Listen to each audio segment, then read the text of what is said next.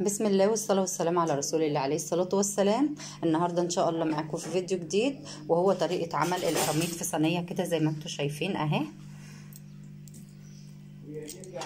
بسم الله ما شاء الله، جميلة جدا. اتمنى تشوفوا الطريقة معايا وتجربوها.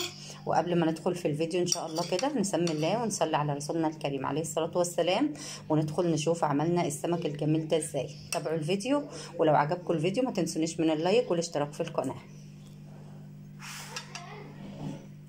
الرحيم. ودلوقتي هنقول بقى على المقادير بتاعتنا او الحاجات اللي هنحتاجها النهارده لصينيه السمك الحلوه بتاعت القراميط دي. معانا طبعا كميه السمك اللي انت عايزاها، ده كيلو، يعني حوالي كيلو ونص كده اهو. زي ما انتم شايفين انا غسلته كويس قوي ونضفته جدا زي ما واضح قدامكم. وكمان حطيت عليه قشر اسفندي وكمان نعناع وليمون. الحاجات دي بتخلي ريحه السمك حلوه جدا. جربي تنقعي السمك بتاعك في قشر السفندي كده، وفي ورق النعناع، بيبقى ريحته جميله جدا وبتضيع الزفاره بطريقه جميله جدا. يا ريت تجربوا الطريقه دي في تنظيف السمك او في نقع السمك. معايا عصير طماطم، معايا 5 بصلات كبار. طبعا هستخدمهم بقى في التقليه بتاعت السمك ده.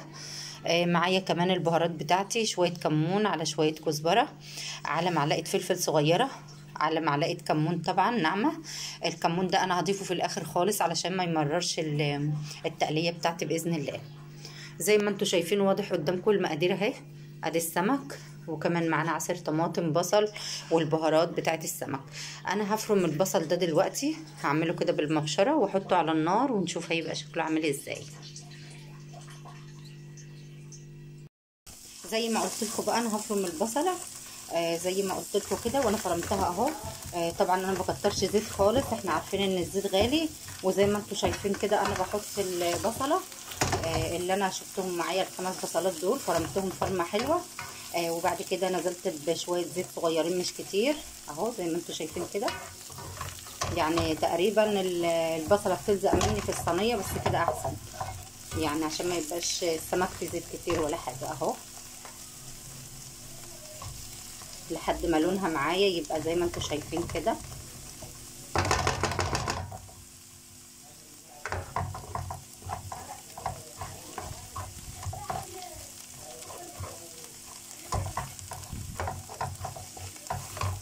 اقلب كده على طول لحد ما تاخد اللون الذهبي الجميل ده. الطريقه بسيطه جدا وسهله، انا عملتها معاكم قبل كده بس قلت اعملها تاني علشان خاطر الناس اللي ما شافتش الفيديو القديم تشوف الفيديو ده. هنزل طبعا بالبهارات بتاعتي. انا قلت لكم معايا كمون ومعايا فلفل ومعايا شويه كزبره كده على ملح، نزلت بهم اهو. بس هسيب الكمون للاخر والفلفل، واقلب كده في البصله. وعلشان تبقى البصله بتاعتك كده مقرمشه وجميله وتطيب بسرعه، شويه ملح صغيرين مش كتير.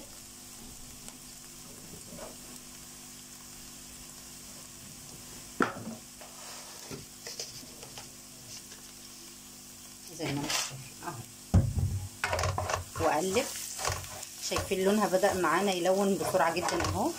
وكمان البصله بتبقى مفرفشه وحلوه كده من شويه الملح اللي احنا حطيناهم دول. حطينا البهارات وحطينا الملح، هننزل بقى بعصير الطماطم. هي تقريبا كده خلاص اهي، بقى لونها حلو معانا.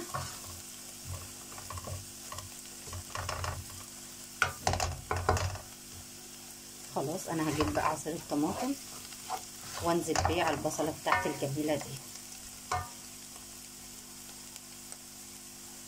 بسم الله، اللهم صل على سيدنا محمد.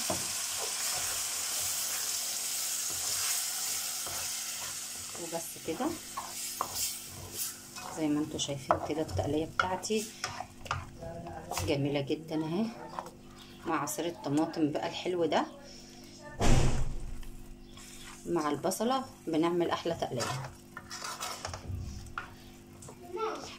ما كناش طبعا السمك في الصينيه الايام دي، بعد كده الجو بيبقى حر مش بينفع نعملها بقى في الحر، فاحنا بنقول التقالي والحاجات دي بتبقى في الشتاء حلوه علشان خاطر تدفينا كده وتبقى يعني في جو الشتاء ده.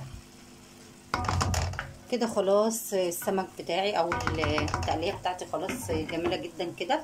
هنزل بقى بشويه الكمون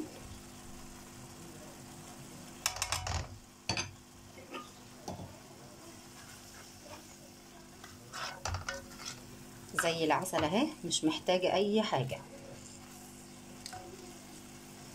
بعد كده هجيب السمك ارصه، هي على النار زي ما هي كده.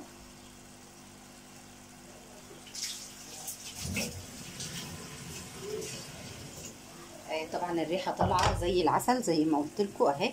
هنسمي الله كده ونرص السمك.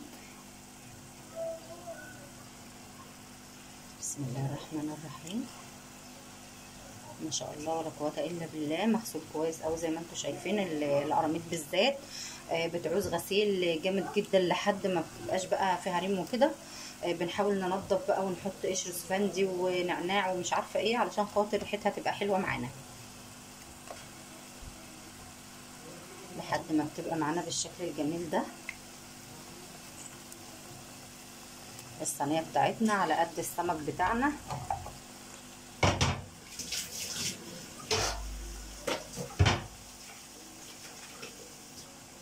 طبعا الطبق بتاع الطماطم اللي انا عملت فيه الطماطم هزوده كده شويه ميه صغيرين وهنزل بيهم. بسم الله الرحمن الرحيم.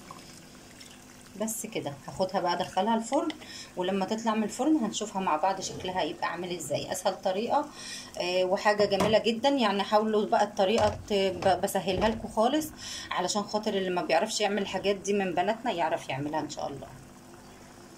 خرجنا بقى الصينيه بتاعتنا من الفرن، بتكون معانا بالشكل ده اهي، بتكون جميله جدا.